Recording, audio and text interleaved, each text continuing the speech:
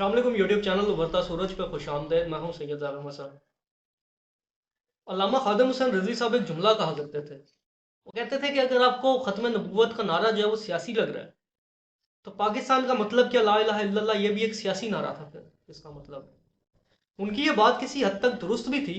उसकी वजह यह है कि अगर आपको मजहबी नारे जो है वो सियासी लगते हैं, अगर कोई बंदा मज़हब की बात करता है और वो मज़हब की बुनियाद के ऊपर हुकूमत कायम करना चाहता है, अगर वो आपको नारा सियासी लगता है, तो क्या पाकिस्तान जो है ये मज़हब की बुनियाद के ऊपर नहीं बना?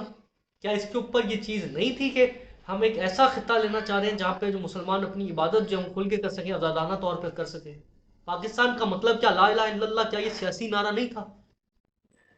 ठीक है, अगर तो ये मुल्क मजहबी बुनियाद के ऊपर बना है और हमने यहाँ पे क्या, इसके कानून के अंदर ये चीज़ 1973 के आइन के अंदर ये चीज़ मौजूद नहीं है कि सोवरेनिटी जो है वो अल्लाह की होगी, इक़्तिदार आला जो है वो खुदा की ज़ात होगी, और जो खुदा का निज़ाम है वो सिर्फ यहाँ पे जो नुमाइंदे हम कायम करेंगे वो खुदा के निज़ाम को यहाँ पे कायम करेंगे।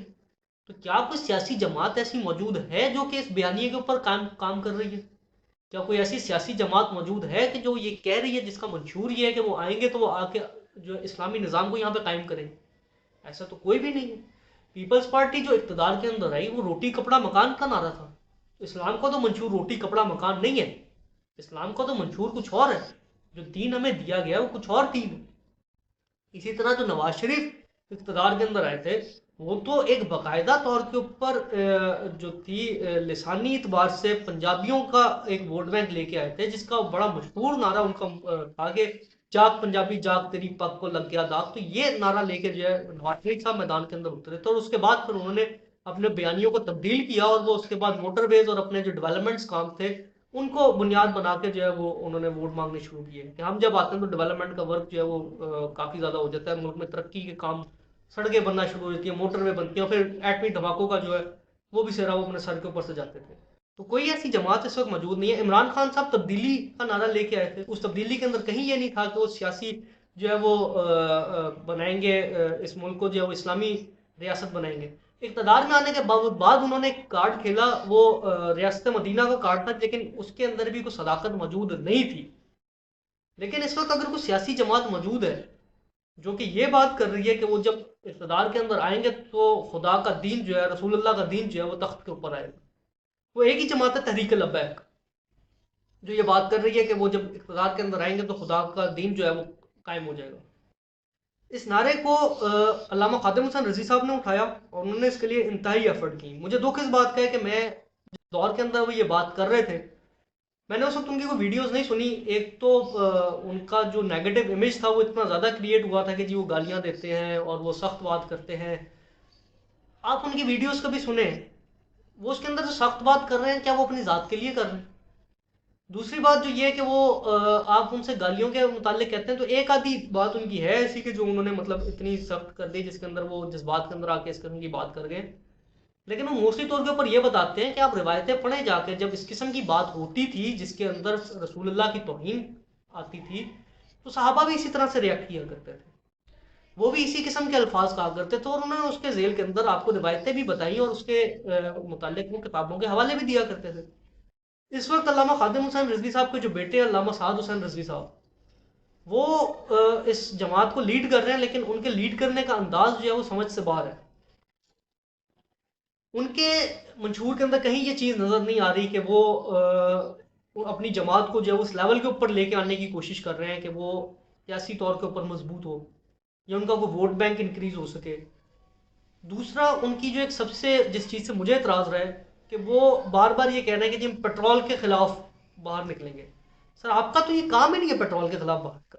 आपको किसने ये कहा कि आप पेट्रोल के खिलाफ बाहर निकलेंगे, पेट्रोल महंगा हो? ये तो आपका काम नहीं है। आपने जिस बयानिए के ऊपर बाहर निकलना है वो बयानिया ये है कि आपने इस मुल्क के अंदर खुदा का दीन नाफिज नहीं किया हुआ, हमने जो खुदा का दीन है वो तख्त के ऊपर लेके आना, रसूलुल्लाह का दीन जो है वो तख्त के ऊपर आएगा, ये आपका मंशूर है।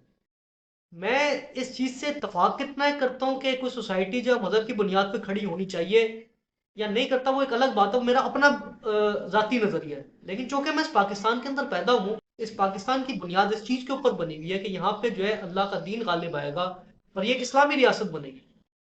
मेरे अपने अमाल भी ऐसे नहीं है कि मैं इस चीज़ का दावा कर सकूँ कि जी मैं इस्लामी रियासत बनाने के लिए बाहर निकल खड़ा हूँ और लोग मेरे पीछे खड़े हों तो मैं इस्लामी रियासत कायम करूँगा। मेरे अपने अमाल इस किस्म के नहीं है।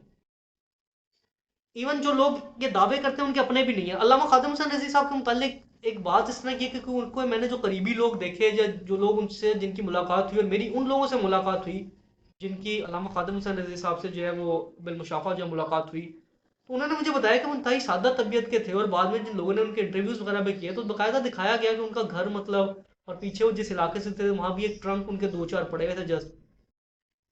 تو انہوں نے ایک بڑی سادہ زندگی گزاری. میں اب بیسیکلی جو بات کرنے جا رہا ہوں یہ کرنا چاہ رہا ہوں کہ میرا تعلق جو ہے وہ فقہ جعفریہ کے ساتھ ہے. آپ تحریک لبیک والے شہر مجھے ویسے ہی قبول نہ کریں. میری نوجوان نسل جو ہے وہ موسٹلی طور کے اوپر جو ووٹ کاسٹ کرے گی وہ عمران خان کے ساتھ موجود ہے کہ وہ عمران خان کی طرف ہے.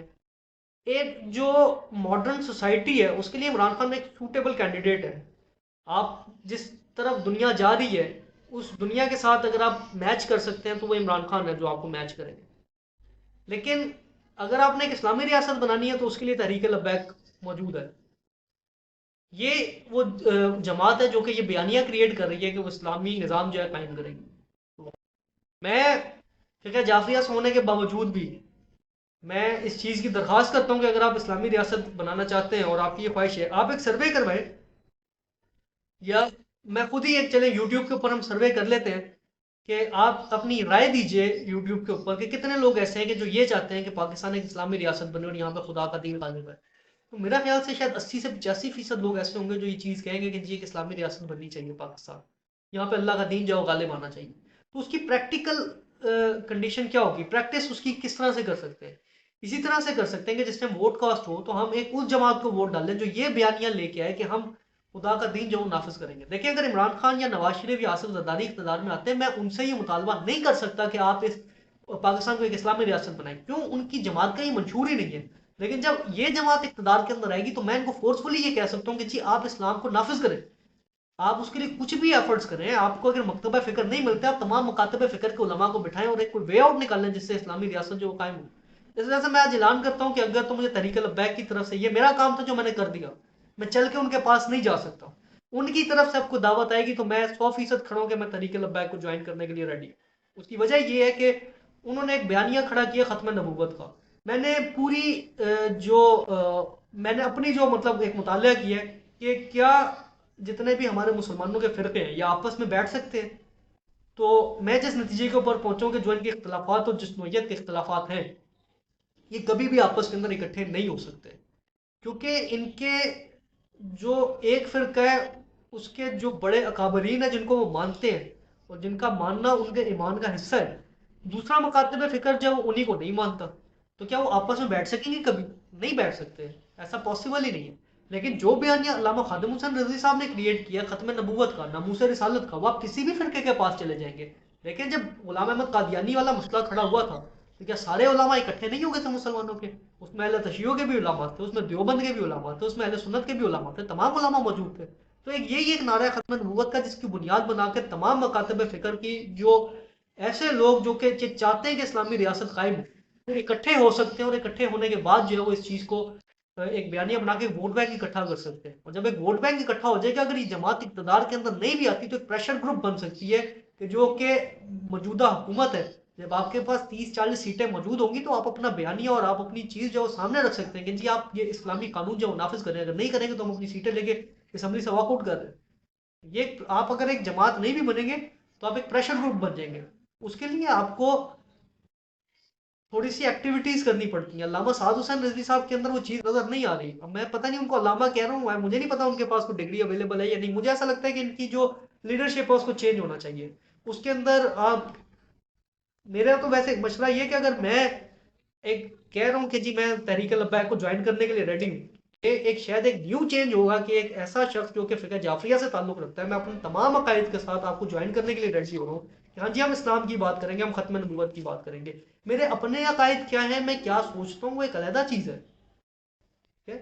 میں یہ سمجھتا ہوں کہ اسلامی ریاست بننی چاہیے، اس کے نقصان کیا ہیں، اس کے فائدے کیا ہیں، وہ تو ایک بالکل الگ چیز ہے. لیکن ہم پاکستان کے اندر پیدا ہوئے، ہم اس چیز کی کوشش تو کر سکتے ہیں.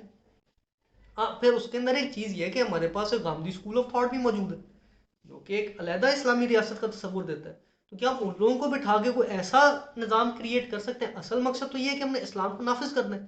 جب اسلام نافذ ہو جائے گا تو اس کے اندر پھر مقصد یہ ہوگا کہ جو اب مختلف قسم کے اوپر ہمارے جو خاکے وغیرہ بنتے ہیں توہین رسالت کے اور جو اسلام کے قرآن کے جلایا جاتا ہے، ہم نے بیسیکلی اس انڈیویجول لیول کے اوپر اس طرح سے دیکھیں. یہاں پہ بہت سے لوگ موجود ہیں جو کہ 5 وقت کی نماز پڑھ رہے ہیں اور وہ اسلام کی پریکٹس بھی کر رہے ہیں، رمضان کے اندر روزے بھی رکھ رہے ہیں. کولیکٹیولی ایک اسلام جو ہے وہ ایک اسلامی ریاست وجود کے اندر نہیں آ رہی کہ ایک ایسی کوئی لیڈرشپ نہیں مسلم امہ کو مل رہی. آپ اگر اقتدار کے اندر آتے ہیں شاید پاکستان اس اسٹیج کے اوپر پہنچ جائے جہاں پہ ایک اسلامی بلاک جو ہے وہ قائم ہو جائے آپ کے ذریعے. اس کے اندر ایسے بھی لوگ موجود ہوں گے جو کافی پڑھے لکھے لوگ ہوں گے جو آ کے ان چیزوں کو سنبھالیں. کیونکہ علامہ خادم حسین رضی صاحب سے ایک انٹرویو کے اندر جب پوچھا گیا تھا تو انہوں نے کہا تھا کہ جی ہم نے تو اقتدار نہیں لینا، ہم نے تو جسٹ پیچھے بیٹھنا ہے، ہم پیچھے بیٹھ کے گائیڈ کریں گے جی یہ کریں یہ کریں یہ کریں. تو وہ آپ اگر جسٹ ایک پریشر گروپ بن جائے 30-40 سیٹوں کا اپنا ووٹ بینک کریٹ کر لیں تو اسی طرح ہو سکتا ہے کہ آپ دوسرے مکاتب فکر کے لوگوں کو بھی اپنے ساتھ ایڈ کرنا شروع کریں. اور جب آپ ایڈ کریں گے تو انشاءاللہ لوگ آپ کے ساتھ جڑنا شروع ہو جائیں گے. اور یہ علامہ سعد حسین رضی صاحب کو یا تو اپنی اپروچ چینج کرنی چاہیے ورنہ پھر لیڈرشپ سے ریزائن کر کے لیڈرشپ کسی اور کے ہاتھ میں دینی چاہیے. یہ ایک میسج ہے میرا. اور تحریک لبیک والوں کو میرا پیغام یہی ہے کہ شاید کیونکہ ووٹ بتانا جو جرم ہے کہ آپ کس کو ووٹ کاسٹ کریں گے، لیکن میری ہمدردیاں جو ہے سب تحریک لبیک والوں کے ساتھ موجود ہے.